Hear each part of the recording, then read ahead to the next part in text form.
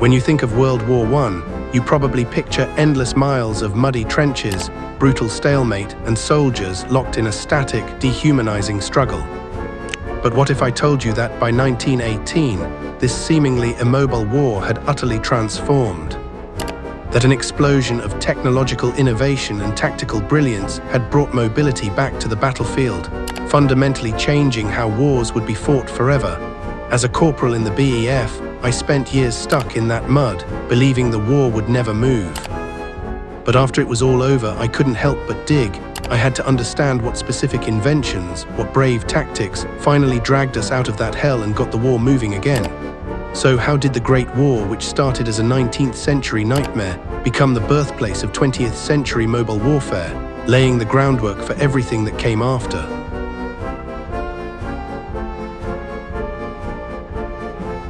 We marched to war expecting something from the old stories, not this industrial slaughter. The 19th century died right there in the mud of Flanders with us.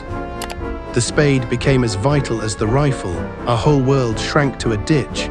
We weren't fighting for ground, just trying not to drown in the endless mud. My old cloth cap gave way to a comforting, heavy weight of solid British steel. A simple sniper plate, set just so, felt like a castle's impenetrable gate. Artillery was the monstrous, unseen god of that war, its voice a constant, earth-shattering roar. We learned to fear the whistle of its shells more than any human enemy.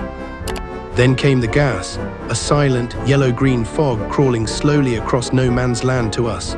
Fumbling with a urine-soaked rag was our first, panicked defense against that new horror. Facing a German Maxim gun was like charging into a steel scythe that cut us down. But the steady, reassuring chatter of our own Lewis gun was the sweetest music then. The first time I saw a tank, it was a monstrous, clanking metal beast. It crushed the wire and shrugged off bullets, a terrifying glimmer of some real hope. Above us, a different war was fought by men in flimsy canvas and wood machines. Their elegant duels seemed a strange sight until one directed shellfire right onto you. They gave us new rifles, automatic guns, things a single man could finally carry. Our small squads learned to fight smarter, a deadly dance between machine and man. We survived it all, but the world was never the same again for us. The roar of the factory had replaced the simple soldier's bugle call forever.